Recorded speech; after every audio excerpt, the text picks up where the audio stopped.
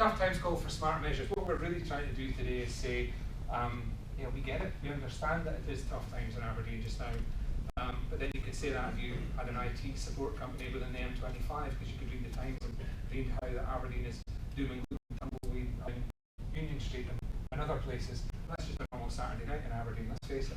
From our point of view, we really do get that we're part of the supply chain here. It's a key part of our environment and our aspirations and our business. We've been here for, as I say, 20 years, and we want to be part of our infrastructure for the next 20 years. And one thing that history has told us that we know very little about what the future's holding for us. But our industry and what we do and what we provide and how we provide it, we see that as part of continuing our success globally.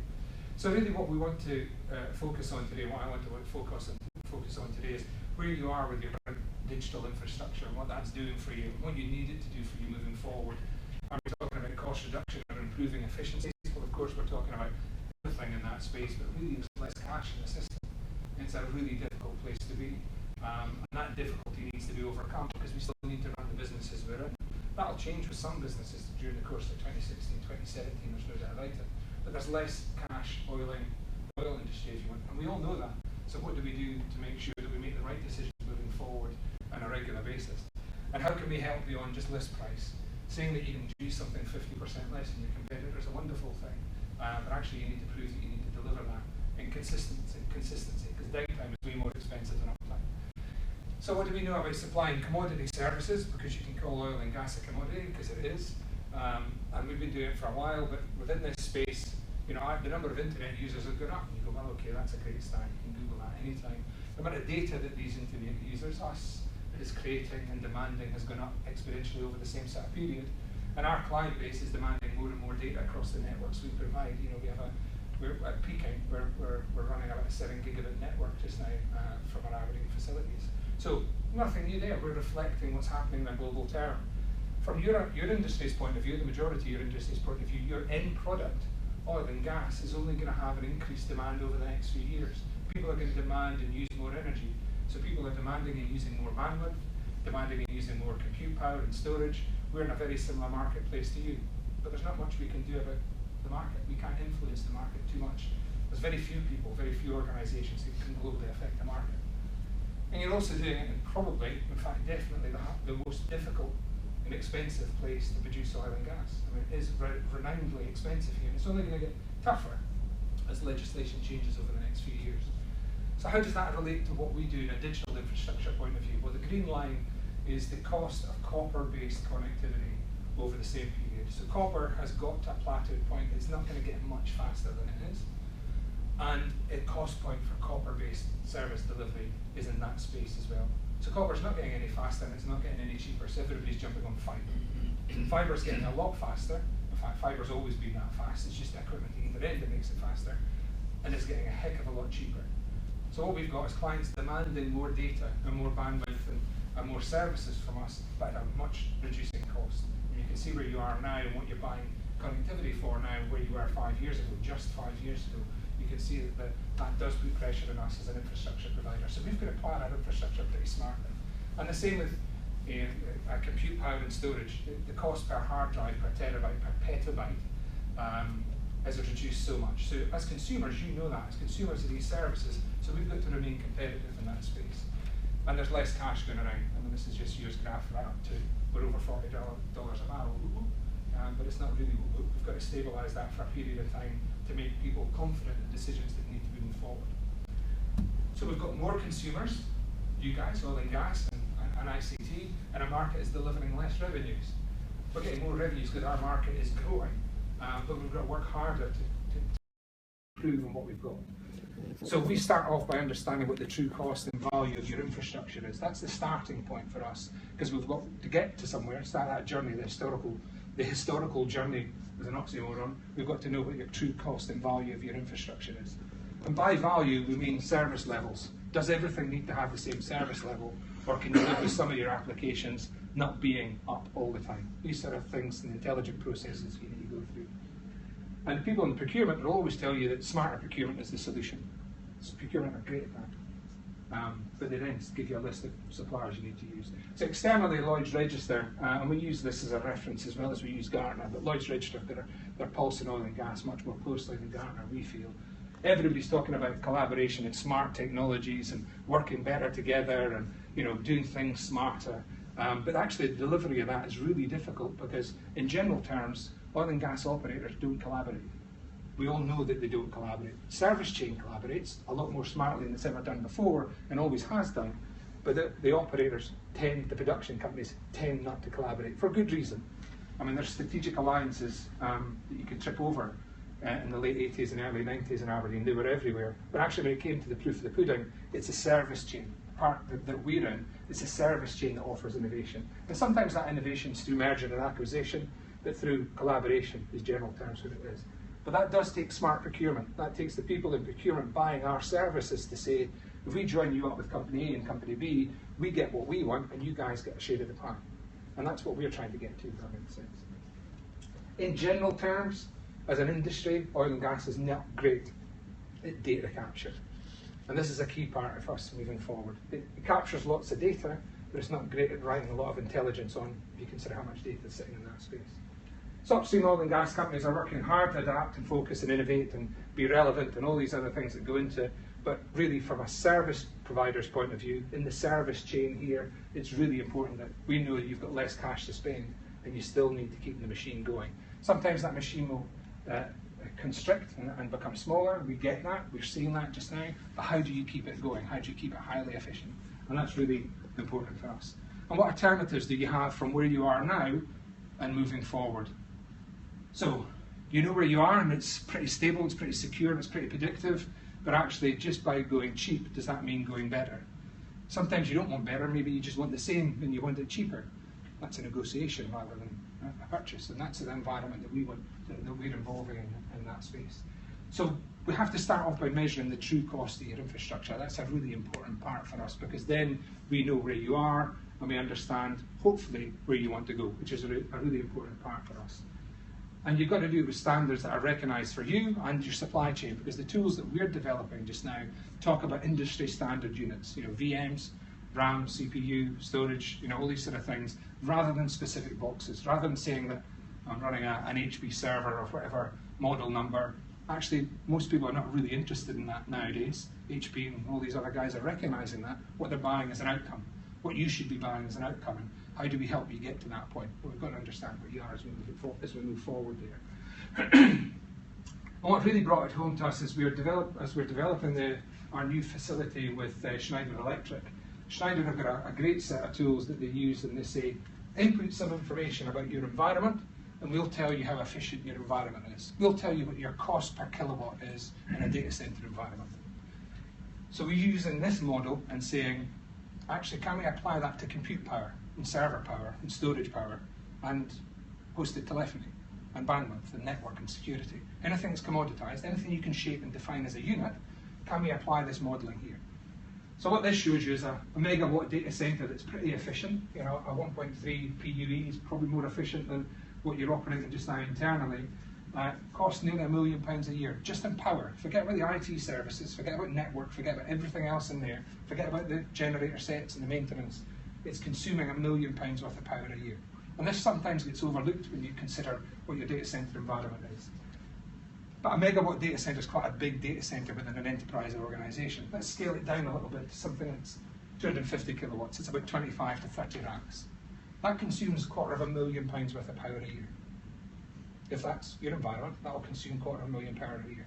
This calculation sometimes gets lost because facilities management are responsible for the power bill. The guys and girls who switch the lights on consume the power bill and it disappears somewhere else because IT are not seen as a cost, but this cost appears somewhere else. How do you magnify, how do you capture that? And that's a key part. We looked at this whole modelling here and said, how can we apply that to other parts of your digital infrastructure? Because then we can show you, are we any better than you've got?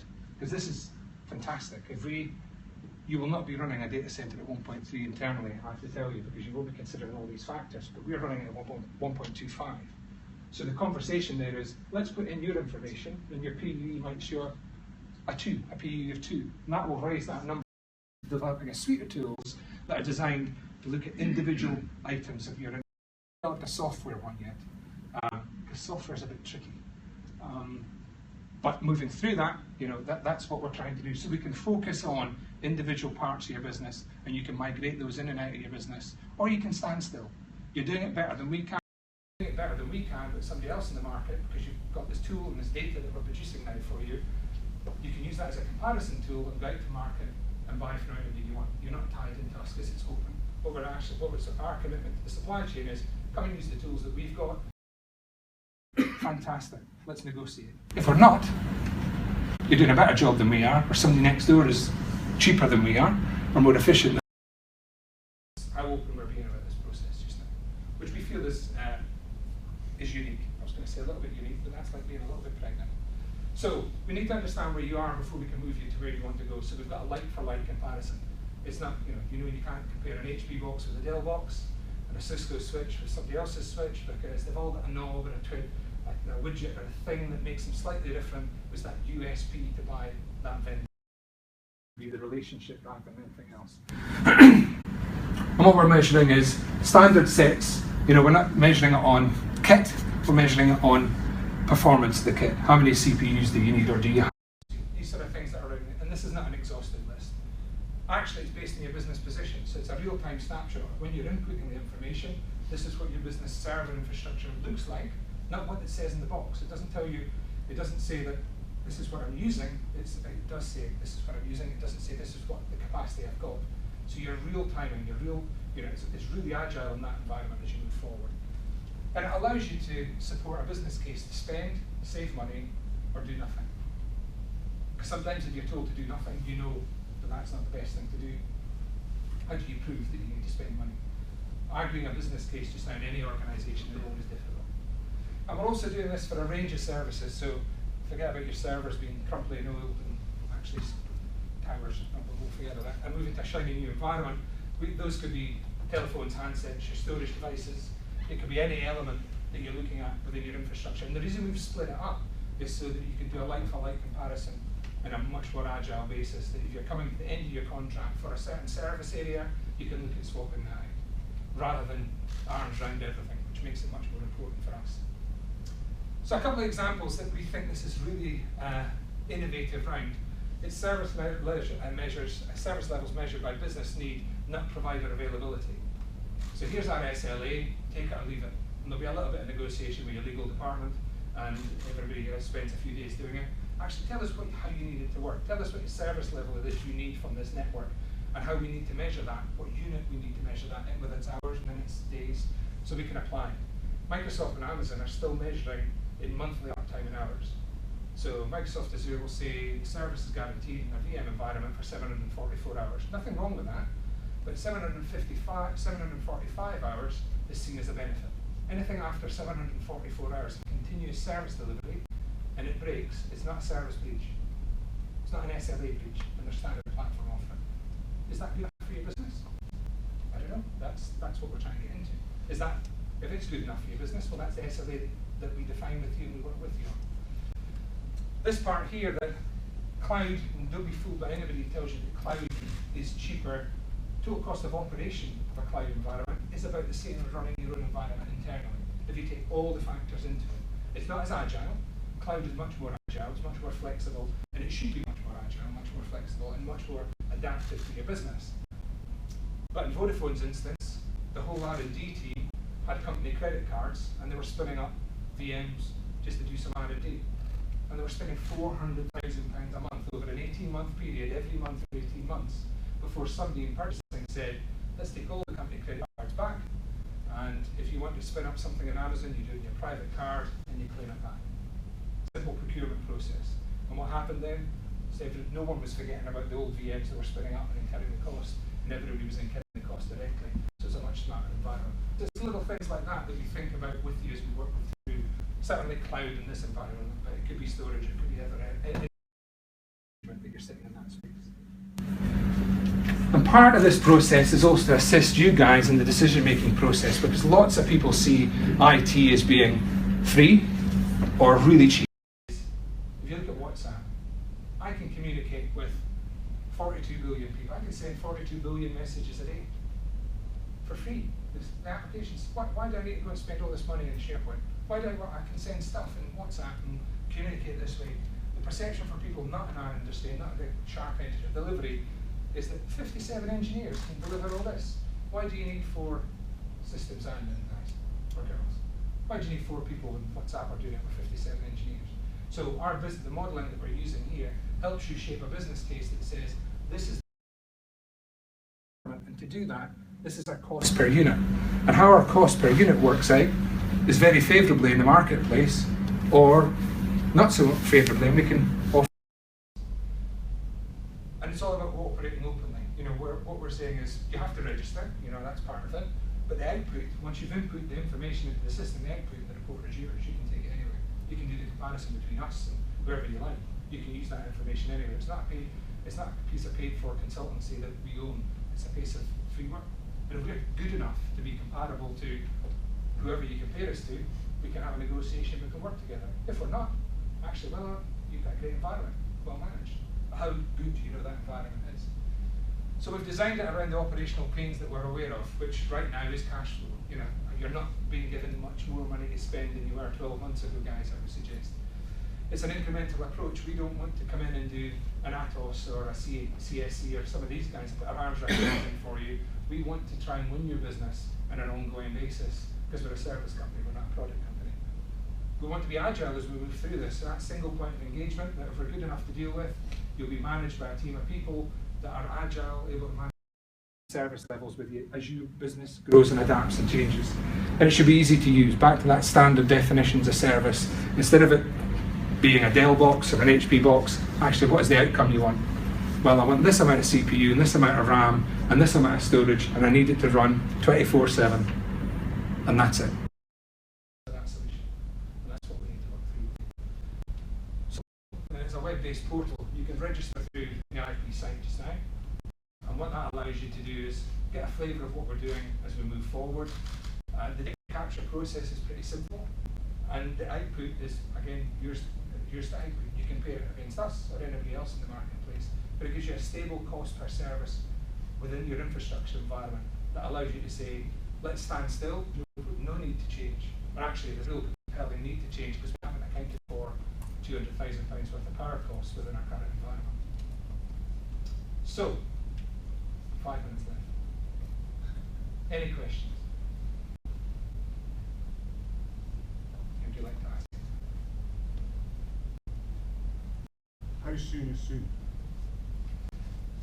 That's a great question. So we've done it with 2 companies, 2 clients we've done it with just now. We've got real good efficiencies out of it, and we're building that up. We reckon within the next 2 weeks, 2 weeks will be open portal. We are open to early adopters. We're delighted to have that conversation. So the prototype's in the back end working. The front end is just coming together. There's usually a fine for that, but sometimes it's muted. Anything else? Anything you'd like to ask? Just a quick observation, Graeme, that slide with the... Are you the Glaswegian guy I spoke about? No, my accent means English, no. You know, probably, especially for me, we're building a new digital infrastructure, but the cost that people expect to pay for it has gone through the floor, but the expectations is going through the ceiling, and actually, because everybody's doing it now, you just consumers. Just an observation, you showed me a decline in my revenues, thanks for that. Yeah. I mean, from our point of view, we call that the Sky effect. The great thing about Sky, you can remember with Sky we're doing 30 quid, super fast broadband, TV, telephony.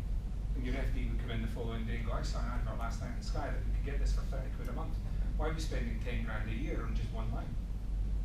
And that disruptive effect has worked really well in Sky's strategy because people are so more for less. And that consumerization of ICT that's the biggest disruption for us. It's not iPads, it's none of these things. It's people say we could do broadband for 20 quid a month, but it's a different product. There's not a lot of cloud providers advertising, get your cloud service for $9.99 a month. But I think in the next 24 months, you're going to see a lot of TV advertising from cloud providers because it's going to become a consumer-based product. It's going to be consumed as a consumer-based product. Back to the Vodafone advertising and Google advertising. I think you're going to see price point advertising on TV, mainstream TV in the next 24. In fact, I know for a fact you're going to see it in the next 6 months in Scotland. Go figure. But in general terms, I think you're going to see some of the bigger guys doing that. And that will become very disruptive. Cloud becomes mainstream, managed service becomes mainstream. And what we're trying to do with these set of tools here is how do we manage that disruption at your level? So when the FD comes in and goes, I can buy a whole cloud infrastructure for 10 quid a month. Why are we spending all this money with these boys? This is just a rip-off. That's not what your FD does at all. We completely, they come in and be that disruptive. How do we get ahead of that? Guys are asking me to do one thing, because Ray's like that. There's an app that is going around for the show. Whichever session you go to, 5 stars for me obviously, but whichever one, 2 for the rest. But if you can fill it in, it just helps them with feedback as well, and I think that's quite important. 2 days is a lot of time out of everybody's diaries here. So thanks for coming along. Hope you enjoy the rest of the event today and tomorrow, and I think enjoy lunch as well. Thank you very much.